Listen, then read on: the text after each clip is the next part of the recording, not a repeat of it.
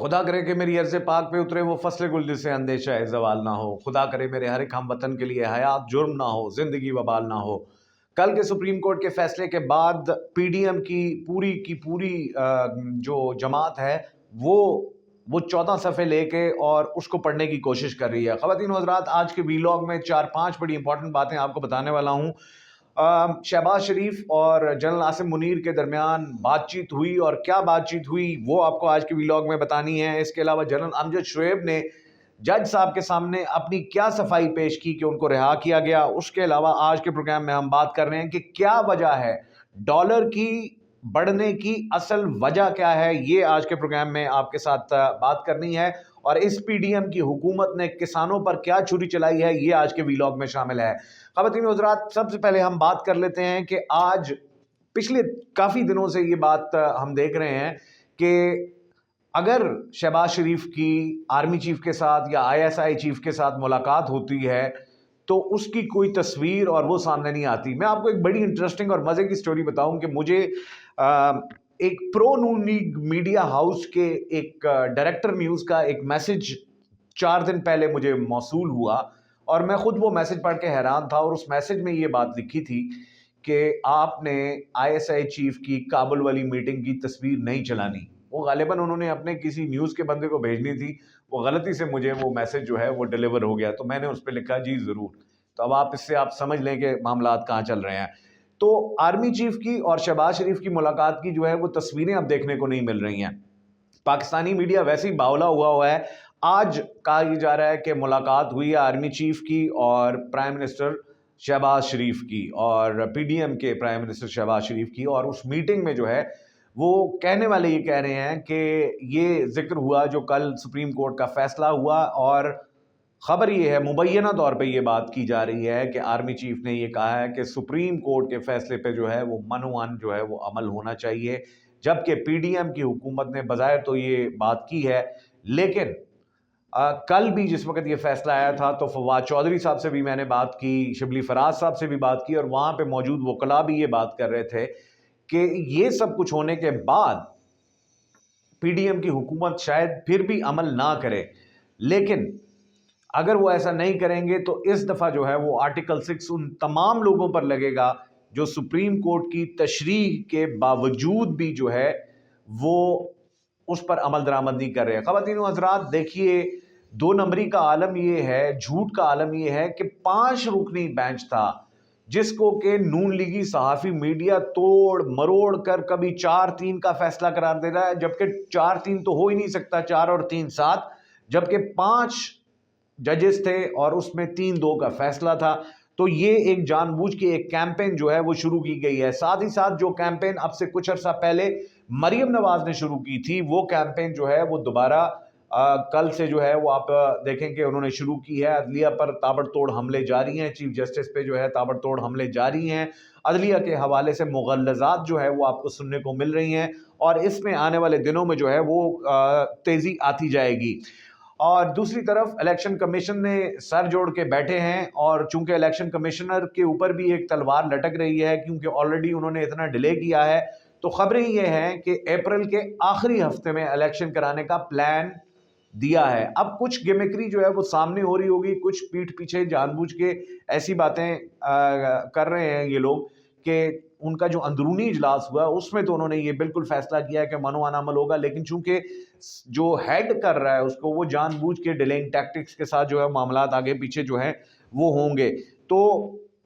اس حوالے سے انہوں نے کہا جی کہ وزارت خزانہ کو خط لکھ دیا ہے کہ جی 30 ارب روپے جو ہیں وہ خرچ ہوں گے، سو پیسے ریلیز کیے جائیں. کچھ پیسے ریلیز ہو گئے ہیں، کچھ جو ہیں وہ ہونے والے ہیں. تو یہ معاملات جو ہیں وہ الیکشن کمیشن کے اندر چل رہے ہیں. اب چلتے ہیں جنرل امجد شعیب کی طرف. بہت دلی دکھ ہوا جس وقت امجد شعیب صاحب کی تصویریں دیکھیں جس میں انہوں نے جیل کے ایک ایسے کمرے میں رکھا ہوا تھا جس کے بالکل سائیڈ میں جیسا کہ جیل کے اندر جو ہے وہ باتھ روم اسی کمرے کے اندر ہوتا ہے جس کی چھوٹی سی دیوار ہوتی ہے. لیکن جو زیادہ حیرت انگیز بات یہ تھی کہ اس چھوٹے سے دیوار والے باتھ روم کے اوپر کیمرہ نصب ہوا تھا. یعنی کہ ان حالات میں جنرل امجد شعیب کو رکھا گیا، لیکن جس وقت ان کو جج صاحب کے سامنے پیش کیا تو انہوں نے اپنی صفائی دیتے ہوئے یہ کہا کہ وہ آرمی کے ایک جنرل تھے، لیکن اور انہوں نے پاکستان کے لیے بہت زیادہ سرو کیا، اپنی جان ہتھیلی پہ رکھ کے پاکستان کے لیے لڑے، یہ انہوں نے مکالمہ کیا، اور ساتھ یہ بھی بتایا کہ اب وہ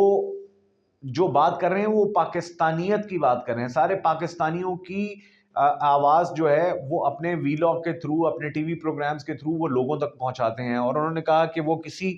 پرسنل لوگوں کو، پرسنالٹیز کو جو ہے وہ سپورٹ نہیں کرتے، بلکہ وہ پاکستان کی بات کرتے ہیں، جس کی وجہ سے شاید ان کی باتیں جو ہیں وہ کچھ لوگوں کو بری لگتی ہیں۔ انہوں نے کہا کہ میں اپنے فہم، اپنی عقل کے مطابق جو ہے وہ نیریٹو لیتا ہوں، اور میرا نیریٹو جو ہے وہ پاکستانیت پر مبنی ہوتا ہے۔ لیکن اچھی خبر یہ ہے کہ آج ان کو باعزت بری کر دیا گیا، یعنی ان پہ جو مقدمہ بنایا گیا تھا، چاہے وہ کسی نے اپنے دل کو ٹھنڈک پہنچانے کے لیے کیا تھا، تو ان کو جو ہے وہ اس مقدمے سے خارج کر دیا گیا۔ خواتین و حضرات، اب جو بات ہم کرنے والے ہیں اس کو سمجھنے کی ضرورت ہے۔ پاکستان ڈیفینیٹلی ڈیفالٹ کی طرف جا رہا ہے۔ اسحاق ڈار آ کے آج بھی وہ باتیں کر رہے ہیں، اور وہ تمام صحافی، چاہے وہ انصار عباسی ہوں، چاہے وہ نجم سیٹھی ہوں، چاہے وہ کوئی اور ہو، جو یہ کہا کرتے تھے کہ جی اسحاق ڈار آ کے اس ملک کی جو ہے وہ عظمت کو اور ڈالر کو جو ہے وہ سنواریں گے، تو وہ آج منہ بھی نہیں چھپا رہے، اور اوپنلی جو ہے آج بھی ان کو ڈیفینڈ کر رہے ہیں۔ خواتین و حضرات، جو سب سے بڑا المیہ اس ملک کے ساتھ ہوا وہ یہ ہوا کہ اسحاق ڈار نے آ کے 5 ماہ جان بوجھ کر جو ہے وہ آئی ایم ایف سے مذاکرات نہیں کیے، اور اس سے ہوا یہ کہ مارکیٹ میں انسرٹینٹی پیدا ہوئی، اور مارکیٹ جو ہے وہ مختلف ٹائم پہ جو ہے وہ کریش ہوئی۔ ڈالر کی انسرٹینٹی تھی، ڈالر جو تھے وہ لوگوں نے اپنے پاس سیو کر لیے ہوئے تھے، اور اصل میں پاکستان میں ڈالر کا فقدان اس لیے آیا کہ یہاں پہ ڈالر کا ریٹ کم تھا اور افغانستان میں زیادہ تھا، اس لیے چونکہ ڈالر ہے بھی ان تمام سرمایہ داروں کے پاس جو اس ملک پہ حکمرانی کر رہے ہیں، یا ایلیٹس کے پاس ہے، وہ ڈالر ہم نے دیکھا کہ سپاریوں کے پیکٹس میں بھی وہ ڈالر افغانستان گئے، کیونکہ وہاں پہ دگنا منافع، تگنا منافع جو ہے وہ مل رہا تھا۔ آئی ایم ایف نے 2 دن پہلے مبینہ طور پہ یہ خبر آئی کہ آئی ایم ایف نے یہ کہا کہ آپ نے اگر ڈالر کو،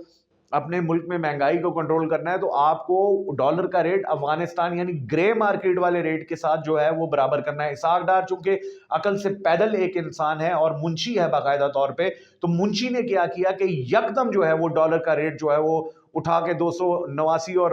گرے مارکیٹ میں ابھی بھی 290 کا مل رہا ہے، اس کو برابر کرنے کے چکر میں کہ افغانستان اور پاکستان میں ڈالر کا ریٹ برابر ہو جائے، تاکہ وہ نقل و حرکت جو ہے وہ بند ہو جائے، اور یہاں پہ جو ہے وہ ڈالر جو ہے وہ مارکیٹ میں رہے۔ تو خواتین و حضرات، 1996 کے بعد سے جو ہے وہ انتہا کی انفلیشن 20% تک شرح سود بڑھ گئی ہے، اور انفلیشن اگر آپ دیکھیں تو منتھلی انفلیشن تقریباً 40% تک پہنچ گئی ہے، جو عمران خان کے دور میں 6% تھی۔ مہنگائی ہے کہ وہ رکنے کا نام نہیں لے رہی ہے، اور اس ڈھیٹ حکمران طبقے پہ جو ہے ان کے کانوں میں جوں تک جو ہے وہ نہیں رینگ رہی، لوگ جو ہے وہ مرنے کو تیار ہیں۔ ڈالر کا ریٹ 290 روپے ہوا ہے۔ کسانوں پر انہوں نے چھری، کیا میں کہتا ہوں کہ خنجر گھونپ دیا ان کی پیٹھ میں، کہ عمران خان صاحب نے کسان کو سبسڈی دی تھی بجلی کے ٹیرف کے حوالے سے، اور وہ سبسڈیز یعنی دوسرے لفظوں میں کسان کو تھوڑا سا یہ کہا تھا کہ آپ کو بجلی کے بلوں میں انہوں نے تھوڑی رعایت دی تھی، غالباً 3% ہے، میں غلط فکر نہیں کوٹ کرنا چاہ رہا، وہ سبسڈی آج باقاعدہ لیٹر دے کے وہ ختم کر دی گئی۔ خواتین و حضرات، یہ ایک سوچا سمجھا پلان ہے۔ پاکستان ایک زرعی ملک ہے، اس کی طاقت جو ہے وہ زراعت ہے، لیکن زراعت کو جان بوجھ کے کمزور کیا جا رہا ہے، کسان کو کمزور کیا جا رہا ہے۔ پاکستان کو چاروں طرف سے کمزور کرنے کی سازش جو ہے وہ جاری و ساری ہے۔ سبسڈی جو ہے وہ انہوں نے ختم کی، اور اس سے کیا ہوا کہ کسان جو ہے وہ اب آپ آنے والے دنوں میں دیکھیں گے، جب ظاہر ہے کہ بجلی کے ریٹ اور کھانے پینے کے اشیاء خورد و نوش کے ریٹ جو ہے وہ بڑھنے والے ہیں، کیونکہ آئی ایم ایف کے ساتھ معاہدہ بقول اسحاق ڈالر کے وہ آنے والے کچھ دنوں میں ابھی معاہدہ ہونا ہے۔ اور دوسری طرف بلومبرگ نے یہ کہا ہے کہ چونکہ آنے والے کچھ دنوں میں پاکستان نے 7 بلین کی پیمنٹس کرنی ہے، 7 بلین کی پیمنٹ، جبکہ آپ کے پاس ٹوٹل 3.4 بلین پڑے ہوئے ہیں، تو ڈیفالٹ جو ہے وہ نظر آ رہا ہے۔ اسحاق ڈار نے بلومبرگ کی خبر کو لیتے ہوئے لکھا کہ anti Pakistan elements are portraying that Pakistan will be a default country, but this is not true, this is a false news۔ یہ انٹرنیشنل میڈیا اس کو خبر دے رہا ہے کہ پاکستان ڈیفالٹ کر رہا ہے۔ عمران خان صاحب نے بھی آج اس پہ بات کی ہے کہ پاکستان ڈیفالٹ کر رہا ہے، لیکن ڈیفالٹ سے زیادہ خطرناک بات یہ ہے کہ لوگوں کا اب جینا مشکل ہو گیا ہے. لوگوں کے لیے کھانے پینے کی اشیاء خواتین و حضرات دن بدن مہنگی ہوتی جا رہی ہیں, اور مزید انفلیشن جو ہے آنے والے ایک ہفتے میں یا 1.5 ہفتے میں آپ دیکھیں گے کہ اب رمضان بھی آنے والا ہے. ہمارے ہاں ویسے بھی الٹا حساب ہے کہ رمضان میں نارمل دنوں میں چیزوں کے ریٹ جو ہے وہ 4 گنا بڑھ جاتے ہیں, تو ابھی اسحاق ڈالر نے تو قیمتیں بڑھانی ہیں. تو آپ سوچیں کہ آنے والے دنوں میں کیا ہونے والا ہے. بجلی آلریڈی مہنگی ہو گئی ہے,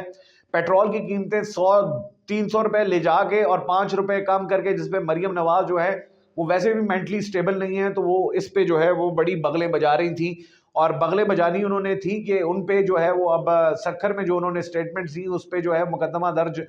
ہو گیا ہے اور ان کو اب عدالت میں پیش ہونا ہے. تو آج ہی سے بیماری جو ہے وہ عمران خان کا مذاق اڑانے والی خاتون جو ہیں وہ اب بیماری کے بہانے لگا رہی ہیں کہ ان کا گلا خراب ہے اور شدید درد ہے. اب بہت سی دردیں اٹھیں گی. پی ڈی ایم کی حکومت جو ہے وہ اس وقت ایک بند گلی میں آ گئی ہے, اور انشاءاللہ اسی بند گلی سے عمران خان پکڑ کے ان کو کیفر کردار تک پہنچائیں گے. ہمیں اجازت دیجیے, اللہ حافظ.